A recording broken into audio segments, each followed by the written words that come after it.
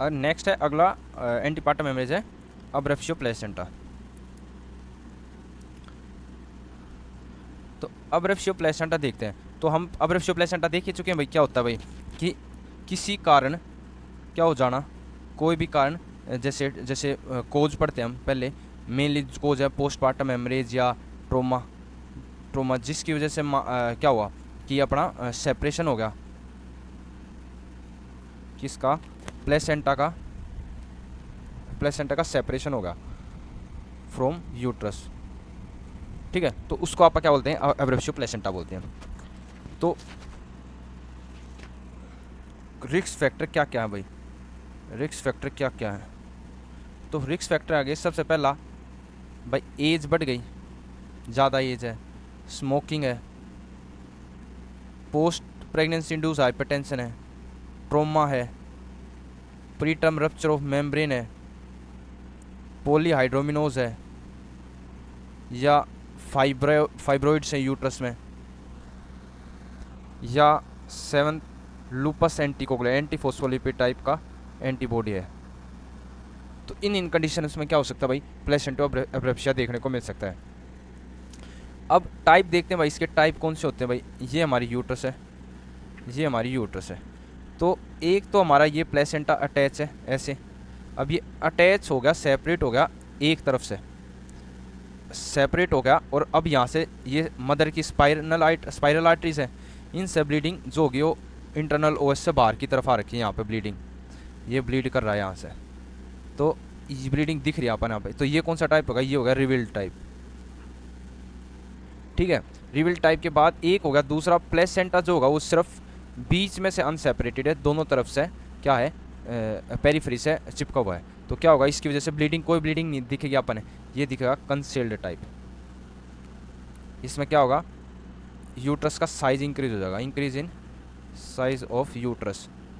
तो जो normal period of pregnancy का साइज है ना, वो इक्वल नहीं रहेगा इसके यूट्रस के साइज से। ठीक है, तो ये हो गया अपना कंसील्ड टाइप का। अब देखते हैं भाई अब क्या होता है,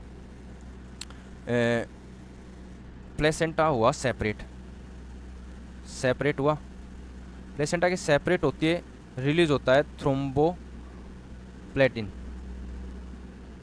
अब थ्रोम्बोप्लेटिन मेनली तो क्या करवाता है, लेबर स्टार्ट करवा देता है, तो लेबर हो जाता है हमारा, डिलीवरी हो जाती है। और कुछ कंडीशन में लेबर स्टार्ट नहीं हो पाता, मगर ब्लीडिंग होती रहती है, ब्लीडिंग थोड़ी थोड़ी ब्लीडिंग होती रहती है।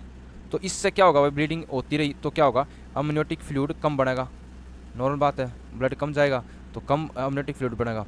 अब अमनियोटिक फ्लूइड कम बनेगा तो क्या देखने को मिलता है, ओलिगोहाइड्रोमिनोस। और क्या देखने को मिल सकता है, इंट्रायूट्राइन ग्रोथ रिस्ट्रिक्शन। तो ये बच्चे में कॉम्प्लिकेशंस भी देखने को मिल सकती है अगर क्या है, ये कौन सा, ये है अपना क्रोनिक अब्रप्शन। क्रोनिक क्या होगा, अब्रप्शन होगा। अब देख लेते हैं भाई इसकी ग्रेड्स, देख लेते हैं भाई कि कैसे है, मतलब कैसे देख ग्रेड है। तो फर्स्ट ग्रेड क्या भाई कि अब्रेप्शियो प्लेसेंटा था मगर पता ही नहीं चला, हमको कब पता लगा, आफ्टर डिलीवरी।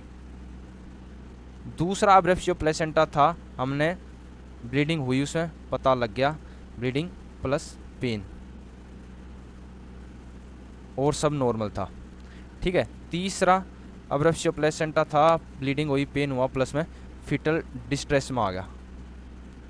चौथा अब्रेप्शियो प्लेसेंटा था, ये हुआ फीटल डिस्ट्रेस भी हुआ, प्लस में मैटरनल कॉम्प्लिकेशंस आ गई, जैसे शोक प्लस माइनस DIC। तो ये कॉम्प्लिकेशंस आ गई। अब हमको पता है भाई मैनेजमेंट, वही सेम मैनेजमेंट है भाई, हम पढ़ चुके हैं। आया सबसे पहला आप हमने क्या किया, रिससिटेट किया,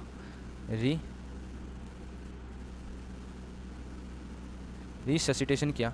रिससिटेशन के बाद वही अगर स्टेबल है तो क्या करेंगे, अगर स्टेबल है और तो क्या करेंगे आप, तो अगर 31 वीक से कम है, या सॉरी 34 वीक से कम है, या 34 वीक से ज़्यादा है। अगर 34 वीक से ज़्यादा है तो तुरंत आप क्या करोगे, वेजाइनल डिलीवरी।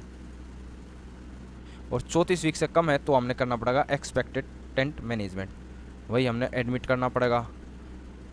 कोर्टिकोस्टेरॉइड्स, निफिडिपिन मतलब टोकोलाइटिक्स, मैग्नीशियम सल्फेट, मॉनिटरिंग, तो ये हमने एक्सपेक्टेंट मैनेजमेंट देना पड़ेगा। और अगर 34 वीक से बाद आए तो हमने वेजाइनल डिलीवरी कर देनी है। और अगर अभी भी अनस्टेबल है रिससिटेशन के बाद, तो क्या करो, एमरजेंसी सी सेक्शन कर दो।